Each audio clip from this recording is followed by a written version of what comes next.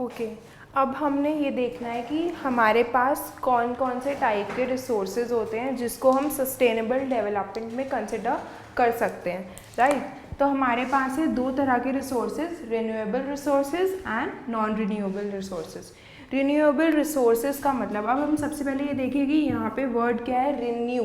Renew का मतलब है जिसको हम फिर से नया बना सकते हैं, उसको हम रीन्यू कर सकते हैं। रिन्यू का मतलब, न्यू का मतलब हमें पता है कि नया, रिन्यू का मतलब हुआ जिसको हम फिर से न्यू बना सकें या फिर एक न्यू तरीके से यूज़ कर सकें। तो रिन्यूएबल रिसोर्सेज क्या हुए जिसको हम फिर से यूज़ कर सकते हैं, जैसे कि हमारे पास आते हैं क्रॉप्स, प्लांट्स, वाटर। हमारे पास जैसे इस तरह के और भी रिसोर्सेज होते हैं जिनको हम बोलते हैं रिन्यूएबल रिसोर्सेज, जैसे कि आता है पेपर। पेपर को हम रिसाइकिल करते हैं ना, और प्लांट्स हैं, क्रॉप्स हैं जो हम उनका यूज़ करते हैं और उनका फिर से प्रोडक्शन हो जाता है। वाटर भी ऐसे ही है कि वाटर का हम यूज़ करते हैं, उसके बाद उसको हम फिर से क्लीन करके फिर से यूज़ करते हैं हमारे डेली यूज़ में। Non renewable resources, non renewable resources का मतलब ऐसा हुआ कि ऐसे रिसोर्सेज जिसको हम यूज़ नहीं कर सकते बार बार। सबसे पहले इसका एग्जांपल देखेंगे, कोल, मिनरल्स, पेट्रोलियम,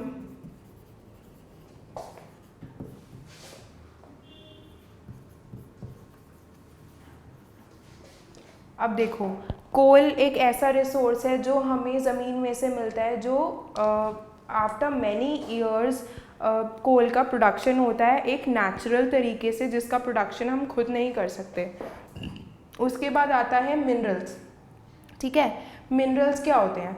मिनरल्स भी ऐसी ही चीज़ें हैं जो हमें ज़मीन में से मिले। पेट्रोलियम हमें ओशियंस में से मिलता है, और अदर ऑयल्स एंड गैसेस भी हमें नेचर से मिलती है।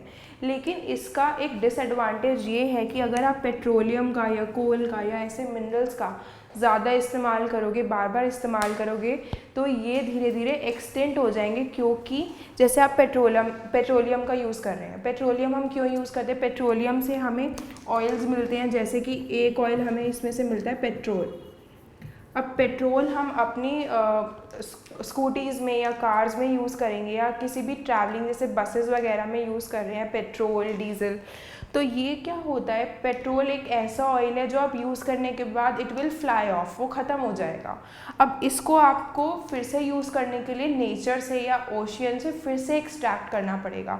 अब धीरे धीरे क्या हो रहा है, ये मिनरल्स जो हो रहे हैं धीरे धीरे एक्सटेंट हो रहे हैं, मतलब कि ये मिनरल्स हमारे नेचर से ख़त्म हो रहे हैं और इनको हम खुद नहीं बना सकते या इनको हम रिन्यू नहीं कर सकते, ठीक है। और ये डिफरेंस होता है renewable and non renewable resources का। तो अब हमें सस्टेनेबल डेवलपमेंट में ये चीज़ें देखनी पड़ेंगी।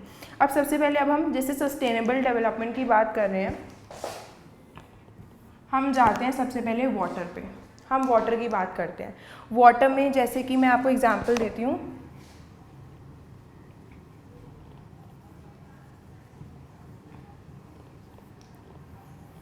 हम बात कर रहे हैं ग्राउंड वाटर की।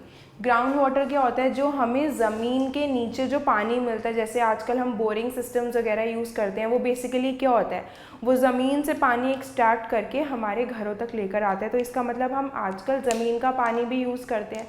लेकिन अब जो ग्राउंड वाटर लेवल है वो दिन बर दिन क्या होता है, वो ग्राउंड वाटर लेवल अगर पहले यहाँ पे था हमारा ग्राउंड वाटर लेवल, अब वो धीरे धीरे ग्राउंड वाटर लेवल कम हो रहा है। ऐसा क्यों हो रहा है? क्योंकि हमारी कंट्री में या हमारे वर्ल्ड में पॉपुलेशन जो है धीरे धीरे बढ़ती जा रही है। पॉपुलेशन बढ़ेगी तो पानी का ज़्यादा इस्तेमाल होगा, पानी के ज़्यादा इस्तेमाल से जब इस्तेमाल ज़्यादा होगा तो ग्राउंड वाटर लेवल धीरे धीरे कम होता जाएगा। और इसमें एक और चीज़ ये भी है कि एसिड रेन्स के चक्कर में, या फिर हम जो भी फर्टिलाइज़र्स या अदर केमिकल्स यूज़ करते हैं फैक्ट्रीज़ में, प्लांट्स में, इन चीज़ों के चक्कर में या फिर एसिड रेन्स के चक्कर में इन ग्राउंड वाटर में आजकल बहुत सारे केमिकल्स मिलते हैं, ठीक है। इसका मतलब ये है कि ये ग्राउंड वाटर प्योर नहीं है, इसको हम ड्रिंकिंग के लिए यूज़ नहीं कर सकते।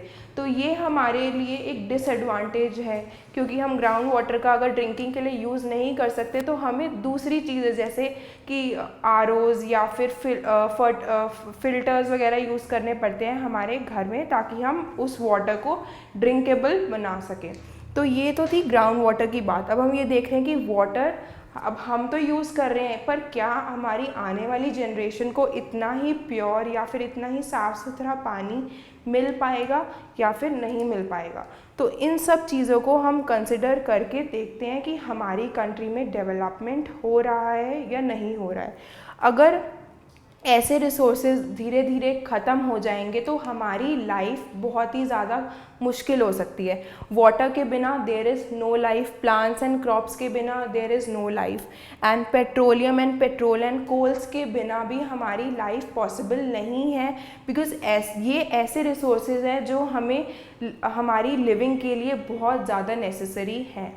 अब आप एक और एग्जांपल इसमें कंसिडर कर सकते हैं, जैसे हम पहले आयरन यूज़ करते थे, हैवी आयरन यूज़ करते थे, जिसके अंदर हम कोल का यूज़ करते थे। लेकिन आजकल क्या हुआ कि हर किसी के घर में इलेक्ट्रिक आयरन्स हैं। इलेक्ट्रिक आयरन्स क्यों हैं? क्योंकि अब कोल उतना अवेलेबल नहीं है और हम क्या करते हैं, कोल की जगह इलेक्ट्रिसिटी यूज़ करते हैं। लेकिन फिर भी कोल धीरे धीरे क्या हो रहा है, एक्सटेंट हो रहा है, और आने वाली जनरेशन्स के लिए ऐसा भी हो सकता है कि कोल अवेलेबल बिल्कुल भी ना हो, तो उनके लिए लाइफस्टाइल और भी ज़्यादा मुश्किल हो सकता है। तो इन चीज़ों को कंसिडर करके हम ये देखते हैं कि हमारी कंट्री में डेवलपमेंट हो रहा है या नहीं हो रहा। ठीक है, तो हम एक बार फटाफट रिवाइज़ कर लेते हैं कि हमने क्या क्या पढ़ा था।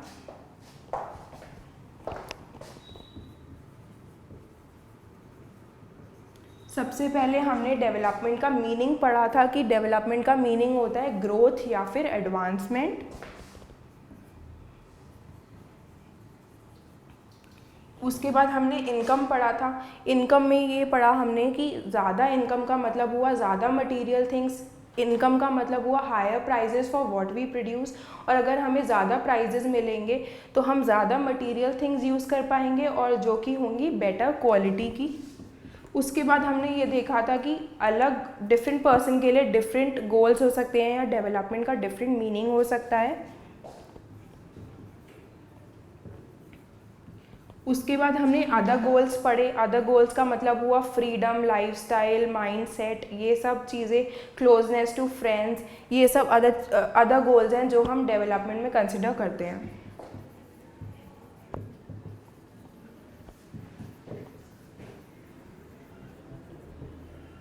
उसके बाद हमने किसी नेशन की डेवलपमेंट के बारे में पढ़ा कि नेशन की डेवलपमेंट को जज करने के लिए हम एवरेज इनकम का यूज़ करते हैं। इससे हमें पता चल जाएगा कि ऑन एवरेज बेसिस पर पर्सन कितना अर्न कर रहा है उस कंट्री के अंदर।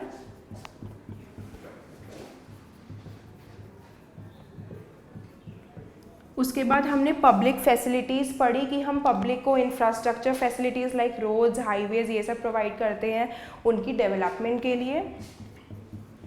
उसके बाद हमने पीडीएस पढ़ा। पीडीएस मतलब पब्लिक डिस्ट्रीब्यूशन सिस्टम, जैसे कि राशन शॉप्स जो आपको एक चीप प्राइस पे राशन प्रोवाइड करती हैं एक हेल्दी स्टेटस मेंटेन करने के लिए हमारी सोसाइटी के अंदर। उसके बाद हमने पढ़ा सस्टेनेबल डेवलपमेंट। सस्टेनेबल डेवलपमेंट का मतलब ये हुआ कि हम रिसोर्सेज को इस तरह से यूज़ करेंगे कि हम भी उनका अच्छे से अच्छा फ़ायदा उठा सकें और हमारी आने वाली फ्यूचर जनरेशन भी उनका फ़ायदा उठा सकें। और उसके अंदर हमने दो तरह के रिसोर्सेज पढ़े, renewable and non renewable. Renewable resources वो जिनका हम बार बार यूज़ कर सकते हैं, और नॉन रिन्यूएबल रिसोर्सेज वो जो एक बार यूज़ करने के बाद एक्सटेंट हो रिन्यू नहीं हो सकते या रीयूज़ नहीं हो सकते, और धीरे धीरे ज़्यादा से ज़्यादा यूज़ करने के बाद ये रिसोर्सेज ऐसा भी हो सकता है कि एक्सटेंट हो जाएं और इनका हम ह्यूमंस जो हैं इनका प्रोडक्शन नहीं कर सकते, ये नेचर ही इनको प्रोड्यूस करता है टाइम टू टाइम या फिर कुछ टाइम के बाद। तो ये सब चीज़ें हमने डेवलपमेंट में कंसिडर करी। हमने ये देखा कि हमारी पर्सनल डेवलपमेंट कैसे हो सकती है या फिर किसी नेशन की डेवलपमेंट कैसे हो सकती है। Thank you.